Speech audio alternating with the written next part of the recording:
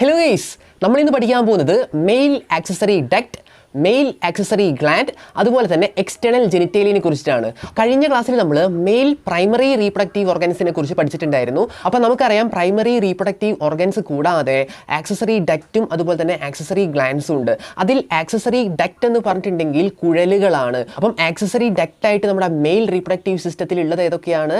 നമ്മുടെ റാറ്ററ്റസ്റ്റസ്, വാസ എഫ്രൻഷ്യ, എപ്പിഡിഡിമസ്, vas deferens. അതിനുശേഷവും വരുന്നുണ്ട് നമ്മുടെ ഇജാക്കുലേറ്ററി ഡക്റ്റ്, അതുപോലെ തന്നെ യുറീത്ര. ഇതെല്ലാം തന്നെ കുഴലുകളായിട്ട് നമുക്ക് കൺസിഡർ ചെയ്യാൻ പറ്റുന്ന സ്ട്രക്ചേഴ്സ് തന്നെയാണ്. നമ്മൾ കഴിഞ്ഞ ക്ലാസ്സിൽ സെമിനിഫറസ് ട്യൂബ്യൂൾസിനെ കുറിച്ചൊക്കെ പഠിച്ചിട്ടുണ്ടായിരുന്നു. അപ്പം ഈ സെമിനിഫറസ് ട്യൂബ്യൂൾസിൽ വെച്ചിട്ടാണ് നമുക്കറിയാം സ്പേംസ് ജനറേറ്റഡ് ആവുന്നത്. അവിടെ ഉണ്ടാവുന്ന സ്പേംസ് എങ്ങനെയാണ് പുറത്തോട്ട് എത്തുന്നത്, അതിൻ്റെ റൂട്ട് മാപ്പ് ഏതായാലും നമുക്കൊന്ന് പരിശോധിച്ച് കളയാം. അപ്പോൾ നമുക്കറിയാം ആദ്യം തന്നെ നമ്മുടെ സെമിനിഫറസ് ട്യൂബ്യൂൾസ് ഹൈലി കോയിൽഡ് ആയിട്ടുള്ള സ്ട്രക്ചേഴ്സ് ആണ്. അവിടെ ഉണ്ടാവുന്ന സ്പേംസ് റാറ്റാറ്റസ്റ്റിസിലോട്ടാണ് അടുത്തതായിട്ട് എത്താൻ പോകുന്നത്. എങ്ങോട്ടേക്കാണ്?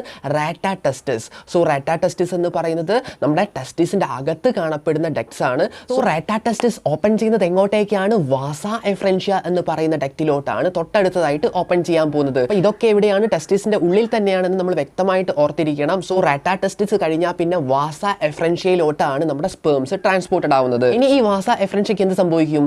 അത് നമ്മുടെ ടെസ്റ്റിസ് വിട്ട് നമ്മുടെ എപ്പിഡിഡിമസിലോട്ട് ഓപ്പൺ ചെയ്യപ്പെടും. എപ്പിഡിഡിമസ് എന്ന് പറയുന്നത് നമ്മുടെ ടെസ്റ്റിസിന്റെ പോസിറ്റീരിയർ സർഫസിലാണ് കാണപ്പെടുന്നത്. പോസ്റ്റീരിയർ എന്ന് പറയുന്നത് നമുക്കറിയാം പിൻവശമാണ്. സോ ടെസ്റ്റിസിൻ്റെ പിൻവശത്തായിട്ടാണ് നമ്മുടെ എപ്പിഡിഡിമസ് ഇരിക്കുന്നത്. അതിൻ്റെ സ്ട്രക്ചർ ഏകദേശം നമ്മൾ നോക്കിക്കഴിഞ്ഞിട്ടുണ്ടെങ്കിൽ ഒരു ഹെയർ പിൻ പോലുള്ള ഒരു സ്ട്രക്ചറാണ്, മടക്കി വെച്ചേക്കുന്നത് പോലെ ഇരിക്കുന്ന ഒരു സ്ട്രക്ചറാണ് നമ്മുടെ എപ്പിഡിഡിമസിന് ഉള്ളത്. ഈ എപ്പിഡിഡിമസ് നമുക്കറിയാം പോസ്റ്റീരിയർ സർഫസ് അല്ലേ, നമ്മുടെ ടെസ്റ്റിസിൻ്റെ പിൻവശത്തായിട്ടാണ് ലൊക്കേറ്റ് ചെയ്തേക്കുന്നത്. അപ്പോൾ അങ്ങനെ അത് വന്നിട്ട് അത് എങ്ങോട്ടേക്ക് പോകും? അത് പറഞ്ഞതുപോലെ തന്നെ അതിങ്ങനെ ഫോൾഡഡ് ആയിട്ട് അത് മുകളിലോട്ട് വരും. It will form or it will join with was deferens. Vas deferens എന്ന് പറയുന്ന വലിയൊരു ഡക്റ്റുമായിട്ടാണ് നമ്മുടെ എപ്പിഡിഡിമസ് പിന്നീട് ജോയിൻ ചെയ്യപ്പെടുന്നത്, അല്ലെങ്കിൽ അത് കണക്ട് ചെയ്യപ്പെടുന്നത്. സോ എപ്പിഡിഡിമസ് കഴിഞ്ഞാൽ പിന്നെ തൊട്ടടുത്ത വരുന്ന സ്ട്രക്ചറാണ് നമ്മുടെ വാസ് ഡിഫറൻസ് എന്ന് പറയുന്ന ഡക്റ്റ്. ഈ വാസ് ഡിഫറൻസ് നമ്മുടെ സ്ക്രോട്ടം വിട്ടിട്ട് എങ്ങോട്ടേക്ക് കയറിപ്പോവും? നമ്മുടെ അബ്ഡോമനിലോട്ട് കയറിപ്പോവും. നിങ്ങളുടെ ഈ ഫിഗർ നോക്കിക്കഴിഞ്ഞാൽ നിങ്ങൾക്ക് വ്യക്തമായിട്ട് അവിടെ കാണാൻ പറ്റും. എങ്ങോട്ടേക്കാണ് വാസ് ഡിഫറൻസ് അസെൻഡ് ചെയ്യപ്പെടുന്നത്? അബ്ഡോമനിലോട്ടാണ് അസെൻഡ് ചെയ്യപ്പെടുന്നത്. അങ്ങനെ അസെൻഡ് ചെയ്യപ്പെട്ട് അങ്ങനെ അബ്ഡോമനിൽ റീച്ച് ചെയ്യപ്പെട്ട് നമ്മുടെ വാസ് ഡിഫറൻസ് നമ്മുടെ യൂറിനറി ബ്ലാഡറിനെ ഒരു പ്രാവശ്യം ലൂപ്പ് ചെയ്യും. നമ്മുടെ യൂറിനറി ബ്ലാഡറിനെ ലൂപ്പ് ചെയ്തതിന് ശേഷമാണ് അത് സെമിനൽ വെസിക്കിൾസ് അല്ലെ സെമിനൽ വെസിക്കിൾസ് എന്ന് പറയുന്ന ഗ്ലാൻഡിൻ്റെ സെക്രീഷൻസ് അത് സ്വീകരിക്കുന്നത്. കാര്യം മനസ്സിലായല്ലോ? നമ്മുടെ വാസ് ഡിഫറൻസിന് എന്ത് സംഭവിക്കും? അത് അബ്ഡമനിലോട്ട് എൻ്റർ ചെയ്തതിന് ശേഷം നമ്മുടെ യൂറിനറി ബ്ലാഡറിനെ ലൂപ്പ് ചെയ്തിട്ട് സെമിനൽ വെസിക്കിൾസിൻ്റെ സെക്രീഷൻസ് അത് സ്വീകരിക്കും അല്ലെ. സെമിനൽ വെസിക്കിൾസ് എന്ന് പറയുന്ന ഗ്ലാൻഡ് നിങ്ങൾക്ക് അവിടെ നോക്കിക്കഴിഞ്ഞാൽ കാണാൻ പറ്റും. അതിൽ നിന്നുള്ള സെക്രീഷൻസ് അത് സ്വീകരിച്ചതിന് ശേഷം അത് വീണ്ടും മുന്നോട്ടേക്ക് പോയിട്ട് നമ്മുടെ ഇജാക്കുലേറ്ററി ഡക്റ്റ് എന്ന് പറയുന്ന ഒരു ഡക്റ്റായിട്ട് മാറും. സോ ഇജാക്കുലേറ്ററി ഡക്റ്റ് എന്ന് പറയുന്ന ഡക്റ്റായിട്ടാണ് നമ്മുടെ വാസ് ഡിഫറൻസ് പിന്നീട് മാറുന്നത്. അങ്ങനെ ഈ ഇജാക്കുലേറ്ററി ഡക്റ്റ് ആയതിനു ശേഷം അത് എവിടെയാണ് ഉണ്ടാവുക? അത് നമ്മുടെ പ്രോസ്റ്റേറ്റ് ഗ്ലാൻഡ് അല്ലേ. നമുക്കറിയാം നമ്മുടെ യൂറിനറി ബ്ലാഡറിൻ്റെ താഴെയായിട്ടാണ് നമുക്ക് ആരെ കാണാൻ പറ്റുക? ഈ പറയുന്ന പ്രോസ്റ്റേറ്റ് ഗ്ലാൻഡ് എന്ന് പറയുന്ന ഗ്ലാൻഡിനെ കാണാൻ പറ്റുക. അവിടെ വെച്ചിട്ട് എന്ത് സംഭവിക്കും? ഈ പറയുന്ന ഇജാക്കുലേറ്ററി ഡക്റ്റ് അല്ലെ, ഇജാക്കുലേറ്ററി ഡക്റ്റ് എങ്ങോട്ടേക്ക് ഓപ്പൺ ചെയ്യും? നമ്മുടെ യുറീത്രയിലോട്ട് ഓപ്പൺ ചെയ്യും. നമ്മുടെ യൂറിനറി ബ്ലാഡറിൽ നിന്ന് വരുന്ന ആ ഒരു അല്ലെ യുറീത്ര എന്ന് പറയുന്ന ഡക്റ്റും ഈ പറയുന്ന ഇജാക്കുലേറ്ററി ഡക്റ്റും കമ്പൈൻ ചെയ്യപ്പെടുന്നത് എവിടെ വെച്ചിട്ടാണ്? നമ്മുടെ പ്രോസ്റ്റേറ്റ് എന്ന് പറയുന്ന ഗ്ലാൻഡിൽ വെച്ചിട്ടാണ്. പ്രോസ്റ്റേറ്റ് എന്ന് പറയുന്ന ഗ്ലാൻഡിന് കുറേ അധികം പ്രത്യേകതകളുണ്ട്. അത് എന്തൊക്കെയാണ്? ഈ പ്രോസ്റ്റേറ്റ് ഗ്ലാൻഡാണ് എന്ത് ചെയ്യുന്നത്? പ്രോസ്റ്റേറ്റ് ഗ്ലാൻഡിൻ്റെ മസിൽസ് ആണ് നമ്മുടെ സെമൻ അല്ലെ, ഈ സ്പേം കണ്ടെയ്നിങ് ഫ്ലൂയിഡിനെ നമ്മൾ വിളിക്കുന്ന പേരാണ് സെമൻ എന്ന് വിളിക്കും. സോ ആ സെമനെ പുഷ് ചെയ്ത് പുറത്തോട്ടേക്ക് വിടുന്നത് ആരാണ്? മസിൽസ് ഓഫ് പ്രോസ്റ്റേറ്റ് ഗ്ലാൻഡ് അല്ലെ. പ്രോസ്റ്റേറ്റ് ഗ്ലാൻഡിൻ്റെ മസിൽസ് ആണ് എന്ത് ചെയ്യുന്നത്? ഈ പറയുന്ന സെമനെ ഇജാക്കുലേറ്റ് ചെയ്ത് പുറത്തോട്ട് വിടുന്നത് മസിൽസ് ഓഫ് പ്രോസ്റ്റേറ്റ് ഗ്ലാൻഡ് ആണ്. അപ്പോൾ അങ്ങനെ ഇജാക്കുലേറ്ററി ഡക്റ്റ് ജോയിൻ ചെയ്യപ്പെട്ട യുറീത്ര പിന്നീട് മുന്നോട്ടേക്ക് പോകും അല്ലെ. മുന്നോട്ടേക്ക് പോവുക മീൻസ് അത് നമ്മുടെ പെനിസിൻ്റെ ഉള്ളിലൂടെ വന്ന് അത് പുറത്തോട്ടേക്ക് ഓപ്പൺ ചെയ്യും.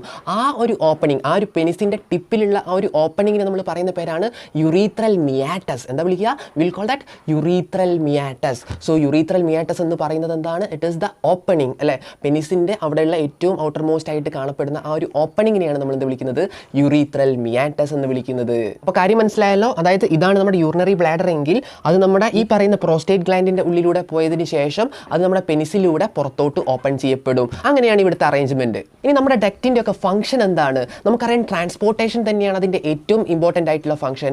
മറ്റൊരു ഫംഗ്ഷൻ എന്ന് പറയുന്നത് സ്റ്റോറേജ് ആണ്.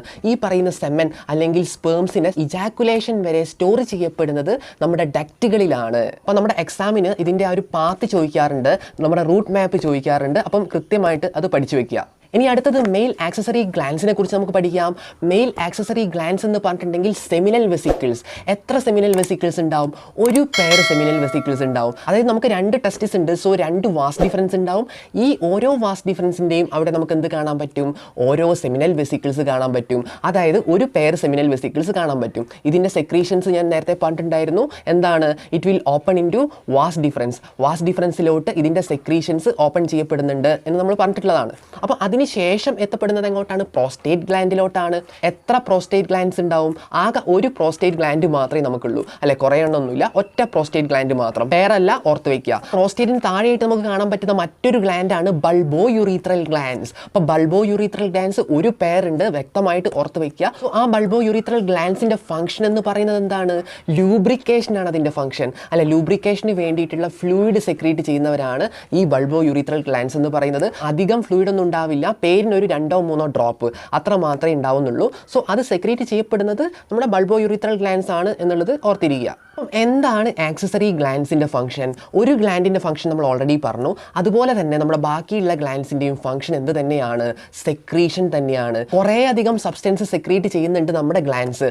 എന്തൊക്കെയാണ് സെക്രീറ്റ് ചെയ്യുന്നത്? ഇതും ഇമ്പോർട്ടൻ്റ് ആയിട്ടുള്ള ഒരു കാര്യമാണ്. നമുക്കറിയാം നമ്മുടെ സെമൻ എന്ന് പറഞ്ഞിട്ടുണ്ടെങ്കിൽ സ്പേംസും അതുപോലെ തന്നെ സെമിനൽ പ്ലാസ്മയും കോൺസ്റ്റിറ്റ്യൂട്ട് ചെയ്തിട്ടാണ് ഇത് ഉണ്ടാവുന്നത്. അപ്പം അതിൽ സെമിനൽ പ്ലാസ്മ എന്ന് പറയുന്ന ആ ഒരു പോർഷൻ സെക്രീറ്റ് ചെയ്യുന്നത് ആരാണ്? നമ്മുടെ ഈ ആക്സസറി ഗ്ലാൻഡ്സിൻ്റെ പരിപാടിയാണ് ഈ പറയുന്ന സെമിനൽ പ്ലാസ്മ സെക്രീറ്റ് ചെയ്യുക എന്നുള്ളത്. സെമിനൽ പ്ലാസ്മ നമ്മൾ പരിശോധിച്ചാൽ നമുക്ക് അറിയാൻ പറ്റും, it is rich in fructose, calcium and certain enzymes.